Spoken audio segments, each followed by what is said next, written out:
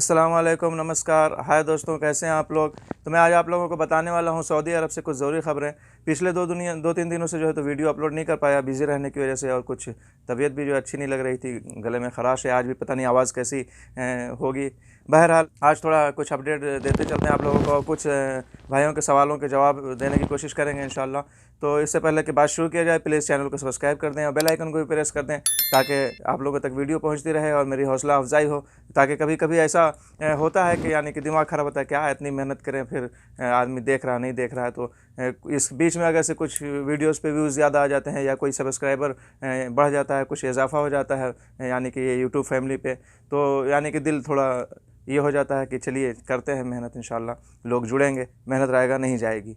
तो चलिए वीडियो को ज़्यादा से ज़्यादा शेयर किया करें ताकि लोगों तक पहुंच सके, और अगर अच्छी लगे तो लाइक करें, और नहीं तो आपकी मर्ज़ी है, लेकिन सब्सक्राइब कर लेंगे तो कम से कम कुछ वीडियो तो ज़रूर आपके काम की रहेगी ही इतनी वीडियो में। ठीक है, तो आइए सबसे पहले यहाँ पे बात करते हैं। एक दुख की खबर है कि एक इंडियन जो है तो मौत हो गई है। एक मक्का मुकरमा में, मक्का के नज़दीक जो है, हरम शरीफ के नज़दीक एक होटल में सफाई के दौरान कुछ कारकुनान जो है तो सफाई कर रहे थे बाहर, और 11वें मंजिला से यानी कि क्रेन जो मुड़ते वक्त एक के सर पे गिर गया, जिसकी वजह से मौत वाक़ई हो गई। कि तो वहाँ की सारी जो कार्रवाइयाँ होती हैं वो पूरी कर ली गई हैं, फिंगरप्रिंट्स वगैरह की और सारी चीज़ें। यानी कि एक दुख की बात है कि भाई की, इंडियन की जो है 33 साल बताया गया है, जो कि 33 साल के थे, उनकी मौत हो गई है इस हादसे की वजह से, उनके सर पे क्रेन गिरने की वजह से। तो दुआ है कि अल्लाह सभी को अपने हिफ्ज़ व अमान में रखे, जो जहाँ कहीं भी हो, अपने देश में हो तब भी। और फिर जाहिर सी बात है, अपने देश से इतना दूर इंसान जो है तो कमाने के लिए आया है, और उस बीच में अगर से ऐसा हादसा होता है तो बहुत ही दुख की बात है। तो बहरहाल अल्लाह से यही दुआ है कि सभी को अपने हिफ्ज़ व अमान में रखे। और एक बात करते हैं, जैसा कि सभी को पता है सऊदीज़ेशन के हवाले से, कि बहुत सारे कैटेगरीज़ में, बहुत सारे ज़ुमरों में जो है तो सऊदीज़ेशन को ही ये कर दिया गया है कि सऊदीज़ेशन ज़रूरी है 100%। उसी तरह अभी यहाँ पे आप फ़ोटो में देख सकते हैं, लेडीज़ कपड़ों की दुकानों पर यानी बताया गया है, नकाबों की, अबाया जो कि अरबी में अबाया बोलते हैं, अबायों की दुकानों पर, यानी कि नकाबों की दुकानों पर, और लेडीज़ कपड़ों की सारी कैटेगरीज़ जितने भी कपड़े के लेडीज़ के हैं, उन कपड़ों की दुकानों पर जो है 100% सऊदीज़ेशन की बात कही गई है। और तफ्तीशी मुहिम भी चल रही है, यानी कि इस पर अमल करना ज़रूरी है सभी को। ऐसा नहीं है कि बस कानून है और जैसे तैसे चल रहा है, इस पर अमल करना ज़रूरी है। भले ही कहीं कहीं यानी कि शिकायत मिली है यहाँ के शहरियों के द्वारा, जैसा कि यहाँ पे बताया गया है कि कुछ लोगों ने सवाल किया था कि सऊदीज़ेशन है, और कई जगहों पे, कई दुकानों पे जो है तो गैर सऊदी भी दिखाई दे रहे हैं इस ज़ुमरे में, इस कैटेगरीज़ में भी, इन दुकानों में भी। तो इस पर कहा गया कि यानी कि मुहिम चल रही है, और यानी चेकिंग चल रही है, और जो भी कोई अगर से इसकी खिलाफ वर्जी करता है तो जाहिर सी बात है उस पर जुर्माना, और जो कुछ भी उसका जो है क़ैद है और जुर्माना है वो आयद उसके ऊपर लाजिम होगा। इसलिए कि सभी को इस पर अमल करना ज़रूरी है। अब बात करते हैं, एक भाई का सवाल था, जैसा कि वीडियो के ज़ैल में इन्होंने कमेंट करके पूछा है, आप लोग यहाँ पे देख सकते हैं कि सर मेरा पासपोर्ट नहीं है, अकामा भी एक्सपायर हो गया, ख़त्म हो गया है, बहुत बीमार हैं, घर जाना चाहते हैं, इसके लिए क्या करना होगा, ऐसे ही कुछ बोलना चाह रहे थे कि क्या करना है, प्लीज़ रिप्लाई। तो मैंने पूछा पासपोर्ट क्यों नहीं है, अगर से कफ़ील के पास है तो कफ़ील से मांगिए, और अकामा बोलिए कि रिन्यूअल करके, और आपको खुरूज लगाए, छुट्टी लगाए, घर चले जा सकते हैं। लेकिन इन्होंने बताया कि जैसा कि कंपनी में आए थे और सैलरी नहीं मिलने की वजह से वहाँ से भाग गए थे, और 2 साल से इसी तरह हैं। तो इस सिचुएशन में जो है तो उन्होंने पूछा है कि क्या करना पड़ेगा। हालांकि मैंने बताया, लेकिन मैंने सोचा कि वीडियो में बता दें ताकि पूरा प्रोसेस यानी डिटेल्स में बता सकें, और सभी लोगों तक जो ये जो है तो बात पहुंच सके कि इसके लिए क्या कर सकते हैं।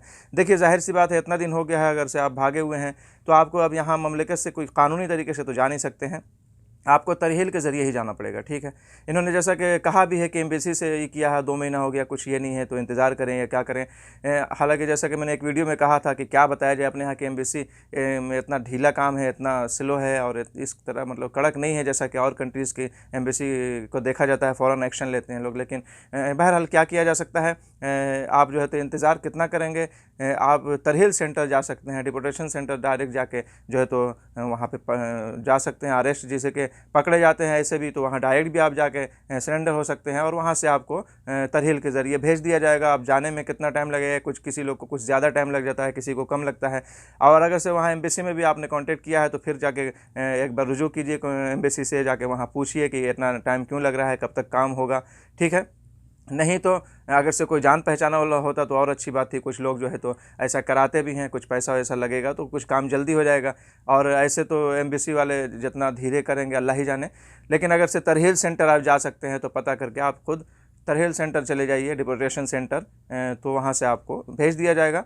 वो और बात है कि डिपोर्ट होने के बाद जो है तो हमेशा के लिए बैन हो जाता है इंसान सिवाय हज और उम्रा के वीज़े के। तो यहाँ बात आ गई हज उम्रा के वीज़े की, तो यहाँ पे और बात कर दें कि जैसा कि आप लोग यहाँ पे देख सकते हैं कि अगर से कोई हज की खिलाफ वर्जी करते हुए वहाँ के यानी कि फिंगरप्रिंट लेके उस टाइम छोड़ दिया जाता है, उसके बाद जो है तो जो डिपोर्ट किया जाता है, उस सूरत में जो कि हज की खिलाफ वर्जी में डिपोर्ट किया जाएगा उसके ऊपर सिर्फ 10 साल का बैन लगता है। ठीक है, जैसे और किसी भी सूरत में आप अगर से डिपोर्ट किए जाते हैं तो ये हमेशा के लिए लाइफ टाइम बैन हो जाता है। पहले ऐसा नहीं था लेकिन अब ऐसा ही है।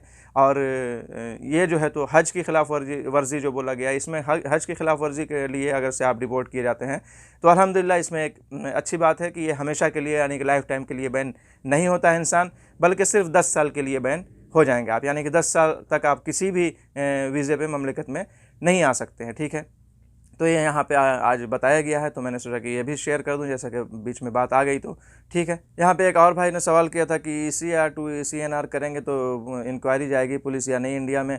तो देखिए, इंडिया में इंक्वायरी जाए या नहीं जाए वो तो एक बस यहाँ अगर से बनवाता है इंसान तो एक हफ़्ते के अंदर में मिल जाता है, किसी किसी का अगर से कुछ ज़्यादा टाइम लग जाता होगा, लेकिन इंक्वायरी से उतना कोई लेना देना नहीं है। हाँ, ECR टू CNR कराना नहीं पड़ेगा, बल्कि ऑटोमेटिक जो है तो हो जाएगा अगर से आपको यहाँ पे 36 महीना हो चुका है। अगर से 3 साल रहते हुए सऊदी अरब में आपको रहते हुए 3 साल हो चुका है तो आपका ऑटोमेटिक ECR से CNR हो जाएगा। ठीक है, चलिए यही सब कुछ अपडेट थी जो मैंने सोचा कि आप लोगों से शेयर करता चलूँ। नेक्स्ट वीडियो में इंशाल्लाह वीज़े के सिलसिले में बात करेंगे, किस किस टाइप के वीज़े होते हैं, और ख़ास करके जो आप लोगों ने आज़ाद वीज़ा सुना होगा तो इस पर कुछ चर्चा करेंगे।